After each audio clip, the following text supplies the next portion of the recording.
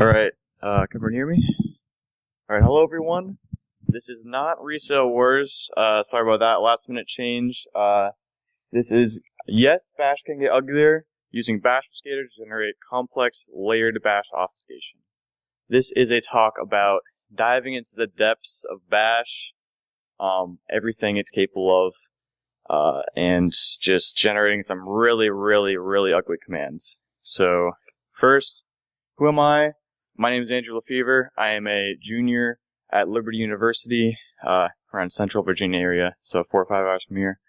I am pursuing a bachelor's in computer science, and I am somewhat frequently on Twitter and definitely frequently in GitHub, both under the handle capnspacehook. That's a long story, but so motivation. Why would I study, or why would I try to delve into research of Bash, obfuscating Bash, right?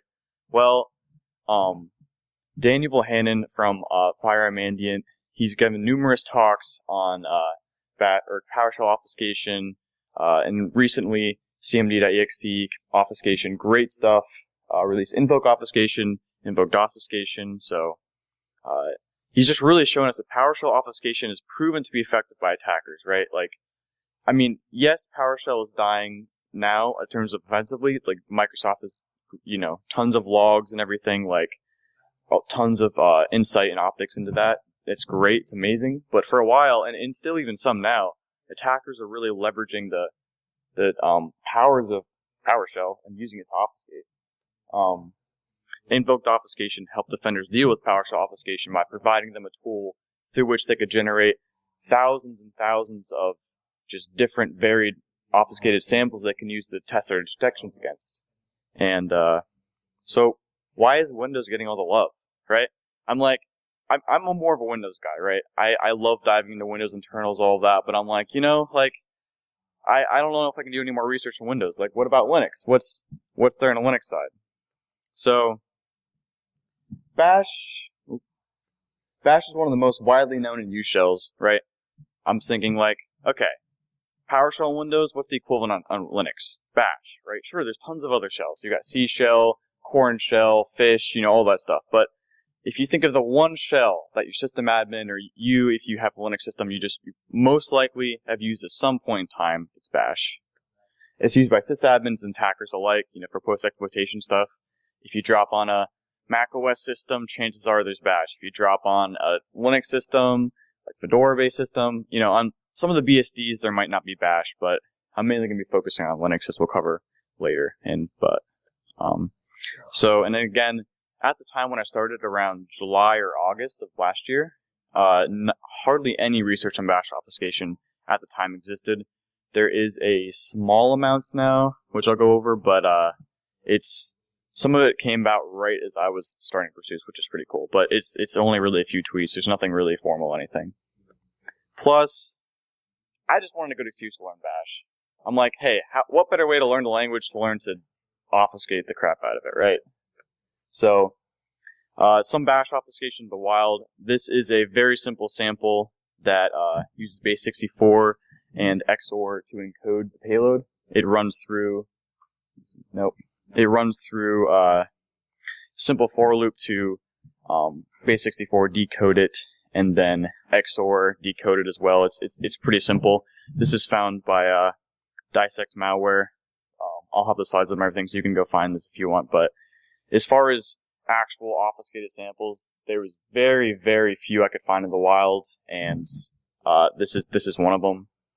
So the reason for me doing research was very different than Daniel Bohannon's. I wasn't starting doing research because attackers are already abusing and obfuscating Bash. I wanted to think, okay, like, if I want to stay one step ahead of them, if I want to go on engagements as a red teamer, which I'm not, student, but in the future, if I wanted to bring something to the table that's new, or, help defenders out proactively, hey, what could attackers be doing? Like, why don't we proactively start building detections against this?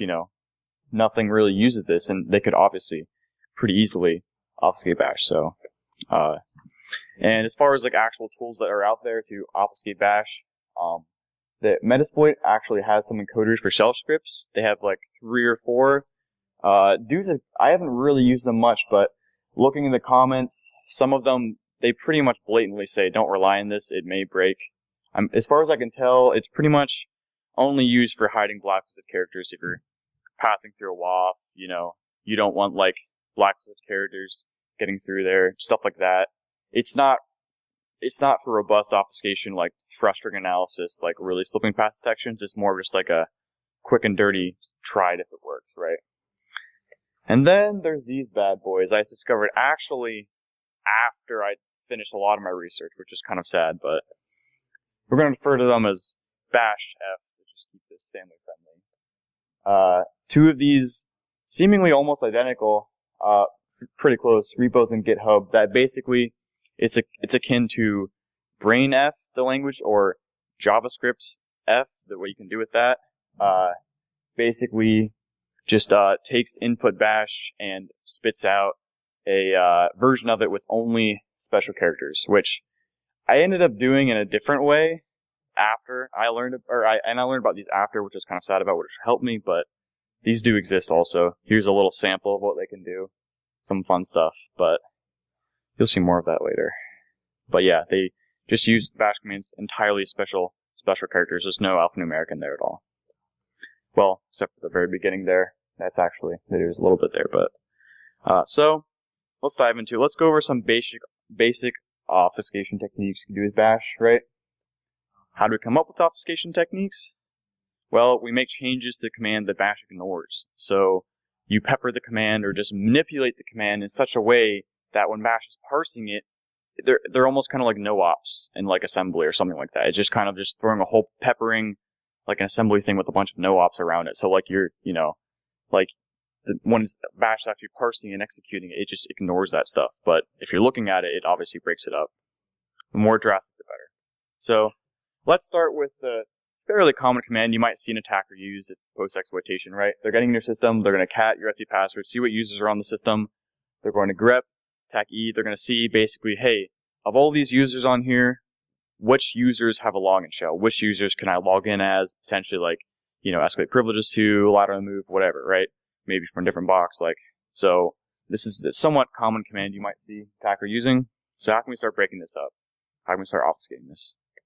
Well, one of the first things we can do is we can just randomly escape a lot of these different characters. And what bash does here is, unless they are special characters that have a special meaning, for example, the $, it just means, like, hey, like there's a variable starting here, bash completely ignores this. So when it's parsing this, it'll just basically just throw those away, and it'll say, okay, \C, \A, that's nothing, so I'm just going to take those out and just ignore you put those there. So, perfect for obfuscation. So yeah, so these characters like the asterisk, the bang for history expansion, asterisk for globbing, and the $, for variables and parameter expansions. If you escape those, they will have a different meaning, but if you're just escaping most built-in or command names, it'll almost always do nothing. The caveat here is that technically in Linux, which I was surprised to find out, you can have a file name, which in turn could be a binary you're calling. It can contain any character except the null byte. So you could potentially you can't escape any character in any command, because it could contain stuff like that, but that's just something to be aware of. But most stuff, obviously, it's human readable. It's just using alphabetical stuff, so binary built-in function names can be escaped safely. Aliases cannot. I still don't know why, but you can't do this to aliases. It'll break stuff, but everything else is fine. Another thing you can do, ANSI C quoting. This is a really fun one. So basically what happens here is bash, this is very effective for obfuscation. You can, what this is used for though, what this is intended for, it's intended for basically inserting normally non-printable characters into your script. So stuff like a vertical tab, or stuff like, I don't know, there's a bunch of extended ASCII, like weird stuff, like from ASCII, like the 0 or the first or 0th value down to like the 20th or something. There's a lot of weird characters in there that you never type. They're not available on your keyboard. But if you know the octal, or yeah, how useful is that? But if you know the hex, octal representation of those codes, the Unicode, like the hex value, like of size 4, So basically it's like a lowercase u 000 or whatever it is. Or if you know the hex 8, like a size 8 version of it, then you could basically insert those non-printable characters in there. But it doesn't just work for non-printable characters, it works for anything. So right there, I'm just using 63, 61, 74, which correspond to CAT and hex, like the hex, they map to the ASCII values, CAT and hex, but you can use octal, hex 64, whatever, right? But you can mix and match syntax types for some really nasty stuff. So here we have octal in there, 141, that's just which corresponds to A, you know, the ASCII representation. That's also responds to C. Like, you see what you can do here, right? So what's also cool is, I don't know if you can see it, that's pretty dark, but that C right at the beginning of there, you can shove stuff in there, like, okay, so like, you can like shove like normal characters in there to just kind of mix it up. So if you're writing like a naive parser for like this type of obfuscation, you might go, hey, like, you know, like, I see, go back one here, like I see like U0063, like, you know, 141, X74, like those are all, you know, either hex, octal, or Unicode representation of those characters, right? But then you see a C. What is that? What is that doing? I don't exactly, that's in the bash manual, whatever, it doesn't specify you can do this, it's just one of the quirks of the parser, one of the many. But you can just throw, like, normal, you know, unobfuscated characters in there, and bash will just interpret it as a C, and then just parse the A and the T after it. So you can randomize that and just really there's a lot of possibilities with that. Throwing the T on the back, throwing an A in the middle there. The only thing you need to be careful of is you don't interfere with the ANSI C quoting syntax, which is, for example, the octal, it's most of 3 digits. So if you have like, or say for hex, if you have like right here, X74, I think, or yeah, I do a T here. But if you threw something that would correspond in hex, so if you say you threw an A or something after that 74, that would actually mean something different, or potentially, because bash will then interpret that as the actual hex thing. So there are limits to what you can do with this, but if you're staying within the NCC quoted syntax, it's the bash manuals where you can find that stuff, but you can obfuscate that pretty well. Yeah. You can also quote random characters. This is just the same thing, like if you just want to quote random things, like bash is just like, hey, you're quoting this, but you don't do anything in here, so I'm just going to ignore that, right? You can use single or double quotes. Something to keep in mind when using double quotes, just strong versus weak quoting in bash in general. If you're just quoting random, non-special characters, it won't make any difference, but there is a big difference between double quoting and single quoting in bash. You just have to be aware of that. It's basically the same principle. It's a little different, but like if you're just quoting like some arguments or commands, it's the same principle as obfuscating with forward slashes, just escaping stuff. You're just escaping stuff that doesn't need to be or shouldn't be escaped, so bash is just like a no-op, basically. You can also do string concatenation. So what's happening here is bash would, by default, if you have multiple strings just right next to on top of each other, bash will internally, just when it's parsing, concatenate them all, right? So right here, we just shove an empty string in the middle of grep. So bash, when it's parsing, it's like, hey, we got a escape G, okay, it's just a G. We got an R, we got an empty string, and we got a E, and, quoted P. So the slash goes away, the quotes go away, the empty string, it's just like, okay, we're just gonna, concatenate that string with the gr and the ep, and just grep, right? So that's just how it works. It's really nice. You can see pretty quick how you can, all these little things by themselves don't do a lot, but when you start mixing them all together, it can be really, really nasty. Bash automatically joins JSON strings. And this is a very interesting one.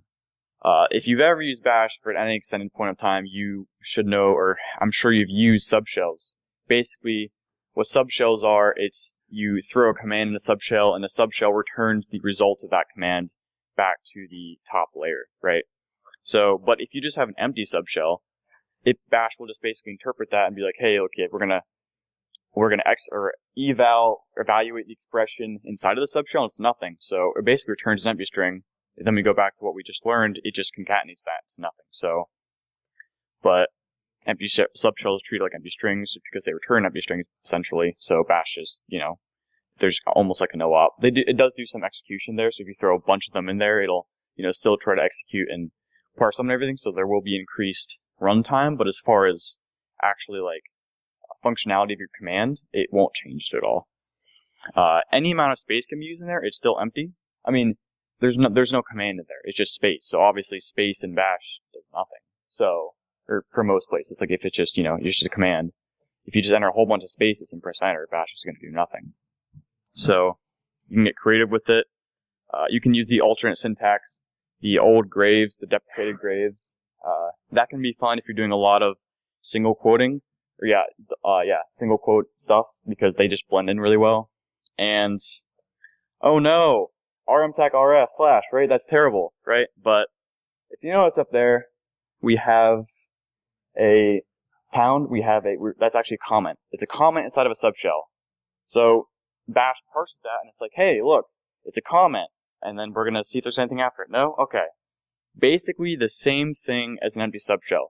You can throw anything you want in there, right? You can call out, hey, my Twitter handle is this, like whatever, mislead commands, like you can put anything you want in there in a subshell that's commented out, doesn't do anything. So that you can really mislead people if they're just glancing over it, right?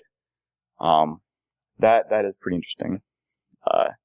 So one of my favorite things I discovered about bash obfuscation that you can do with it is the special characters, or special variables, the $@ I don't know what to refer to them as. They're the $, asterisk variables. What they allow you to do, they actually contain the value, well, their value is the empty string in an interactive shell because, because they actually contain the arguments of what bash was called with. So if you're in an interactive shell, you just call bash, right? It's just nothing. Even if you do like pass bash some arguments in an interactive shell, like okay, bash like tacx or whatever, it'll still evaluate to nothing. But if you have a script that has a shebang with bash and you pass the script some arguments, these will actually contain the arguments you pass to bash, right?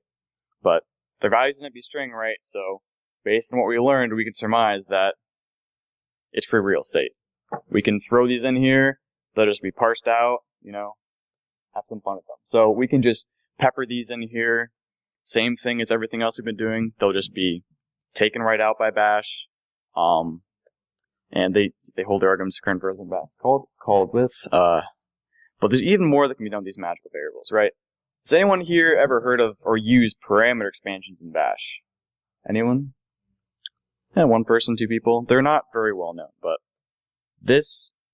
I'm not going to go over all these. This is just for reference, but these are just some, like a half or less of the parameter expansions bash has to offer, but these are the parameter expansions you can actually use with, this command or these variables to basically just obfuscate them. And so you can do stuff like this, and like they're basically manipulating the stuff inside of the variable. So like the first one is just saying, hey, everything inside of, the first one, it's just saying, hey, uppercase everything in there. But it's an empty string, so you can't uppercase an empty string. It still results in an empty string. So you can do this kind of stuff. You can insert garbage in here. Like what the first one is saying is just say, hey, everything, like, it's searching for that string in there, which it's not going to find, and then it's trying to remove it. But since it's an empty string, it doesn't do anything. Again, so you can just put almost whatever you want in there. You just have to be careful to not put another, because it's parameter expansion, you can't put another right brace in there. It'll terminate it early, but you can just throw a lot of garbage in there. So how can we make this better, right? We have all these obfuscation techniques, but if we want to have some really robust obfuscation, if we want to be able to generate this stuff, how do we make this better, right? We can automate. We can just, write tools, scripts. Everyone loves automation to automate this process. We can mix and match obfuscation techniques, all this stuff like we were doing, but lots more. We can create a framework for writing obfuscation techniques easily. Everyone likes frameworks, right? Not if you're given to you, sure. Not everyone likes writing them, but they're useful, right? And so introducing Bashfuscator. This is a tool I wrote. It's almost 4,000 lines of Python 3. It takes in bash commands and just mangles the heck out and just just shoves you back massive commands you can tweak a lot, and just gives you just a whole bunch of stuff that does the same thing but looks different. So a little running short on time here. So there's 5 different types in here. Basically, all you need to know is encoders, they just encode bash commands, right? Compressors, they compress your command, make them a lot smaller. Command obfuscators. What's that? 10 minutes, okay. The command obfuscators basically take your command just using simple stuff like rev or stuff like that, just reverse your command.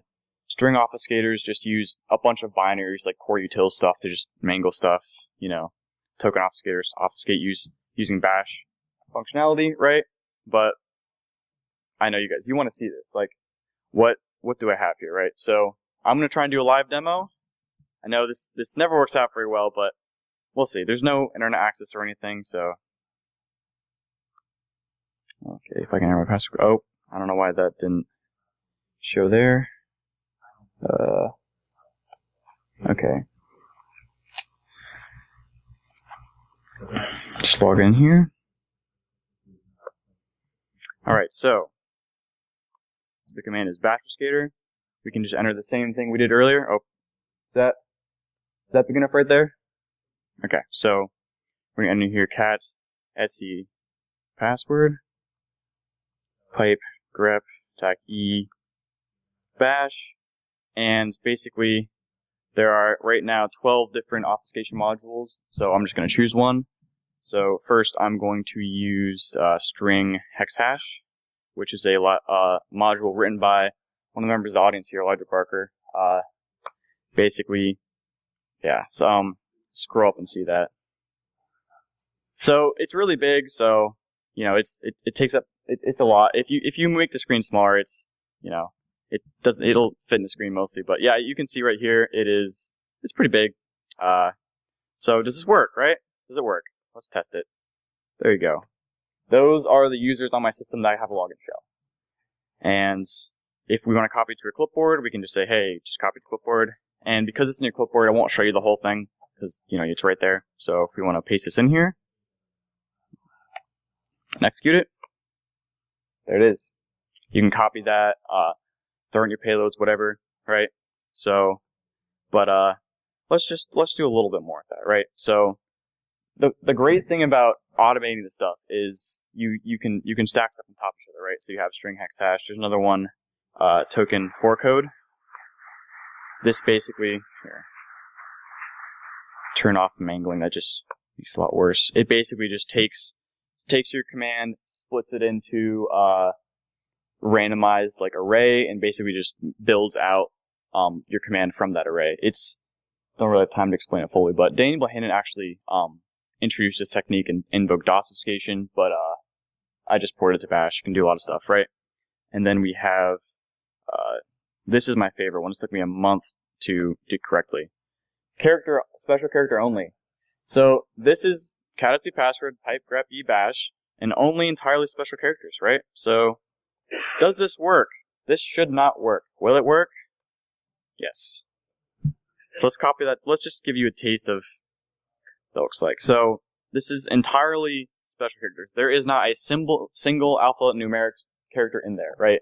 And the great thing about this, I don't know if I have time to show you, if anyone's familiar with Bash's debug mode, it'll take commands and basically just say, hey, step by step, everything that happens and print out, what's going on to the screen, right? If you run this in debug mode, it will break.